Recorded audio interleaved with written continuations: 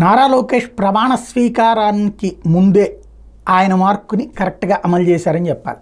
యాక్చువల్గా నేను చాలాసార్లు ప్రస్తావించా, తెలుగుదేశం పార్టీకి గత కొన్నేళ్లుగా లోపం ఏర్పడింది ఏంటంటే యువరక్తం, ఎస్పెషల్లీ యువ రాజకీయాన్ని ప్రోత్సహించట్లేదన్నటువంటి అపప్రద ఉంది దానికి. అదే దానికి నష్టమైంది. పవన్ కళ్యాణ్ కలవడం వల్ల అది బత్తి అయింది. వాస్తవంగా ఆంధ్రప్రదేశ్లో యూత్ అయితే పవన్ కళ్యాణ్ లేకపోతే జగన్మోహన్ రెడ్డి అన్నటువంటి రూట్లోనే ఉన్నారు అన్నటువంటిది. ఇప్పుడు అందులో ప్రధానమైనటువంటి అడుగు మార్పు ఏంటయ్యా అంటే లోకేష్ దాన్ని సరిచేయడానికే యువగళం పాదయాత్ర చేసింది.